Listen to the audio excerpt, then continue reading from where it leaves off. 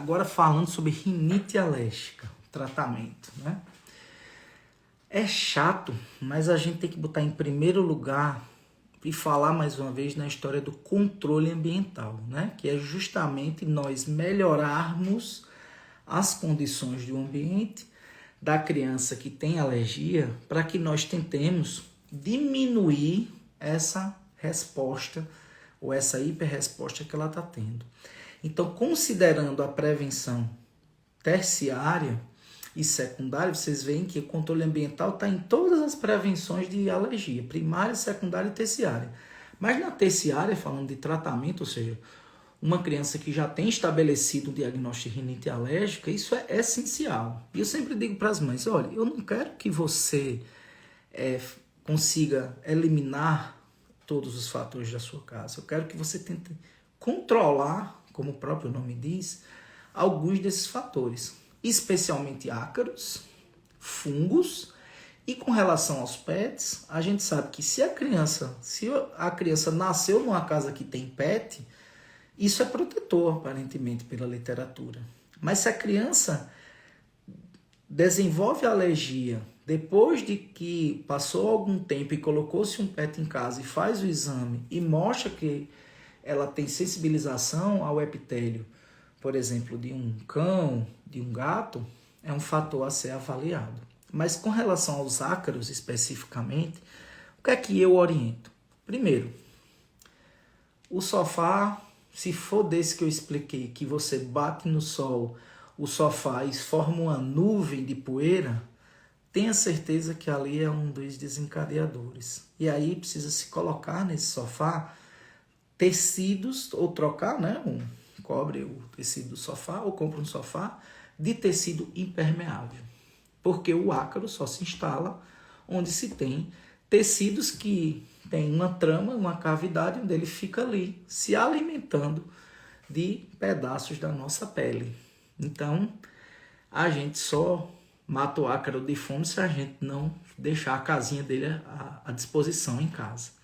Outra coisa seria o colchão de dormir, né? Colocar capas impermeáveis, travesseiro e quarto de monge, que eu expliquei no item 5. Então, quem quiser depois volta para o item 5 para entender o que é o quarto de monge, quem não pôde entender. Irrigação nasal. Tá aí a guerra da lavagem nasal, né? Ah, doutor, estão dizendo que lavagem nasal faz mal. Por isso que eu chamei de irrigação nasal, porque a gente não é para fazer um rotorrooter no nariz, a gente não é para jogar a mangueira do bombeiro no nariz da criança. O que nós estamos falando é de fazer a instilação em quantidades adequadas, com os dispositivos adequados e com a frequência adequada, que não precisa ser toda hora, de soro fisiológico na narina da criança, fazendo com que haja a retirada, eventualmente, de partículas, de proteínas que estão ali estimulando a resposta alérgica, tá? Do mesmo jeito que eu falei no item anterior, no tratamento da rinite alérgica, não faz nenhum sentido utilizar os antialérgicos sedantes de primeira geração. Hoje, não se cita sequer, não são citados esses antialérgicos como dexclofenaramina, como a hidroxizina. Nós damos preferência sempre aos antialérgicos de segunda geração ou não sedantes, como exemplo, a fexofenadina. E lembrando que essas medicações são muito importantes na atenuação dos sintomas, e especialmente no caso dos antialérgicos, como a fexofenadina, dos espirros e da coceira nasal e ocular, tá? E nós podemos e devemos lançar mão de outras medicações, como por exemplo os corticoides nasais, que atuam de forma muito eficaz na obstrução, e em casos que o tratamento convencional não traga melhoria. Tem também, por exemplo, o montelukast, que deve ser usado com muita seleção também. Mas quando essas medicações que atuam essencialmente nos sintomas não melhoram o quadro, aí a gente tem que partir para a imunoterapia. A imunoterapia, ela deve ser avaliada a sua indicação e seja feito o plano de tratamento com a imunoterapia por um alergologista, de preferência pediátrico, tá?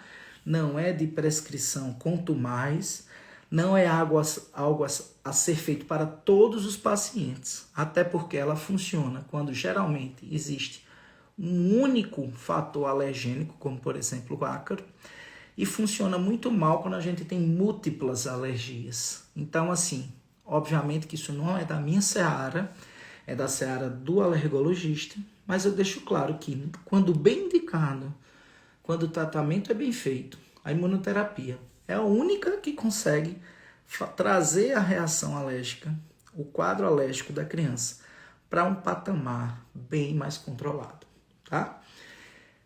Esse QR Code, mais uma vez, vocês têm acesso, profissionais de saúde, a entrarem no portal do Conecta Sanofi e terem acesso ao material que fala sobre alergia aos parabenos ou uso de parabenos em medicações. Então, eu convido vocês a visitarem aí esse link.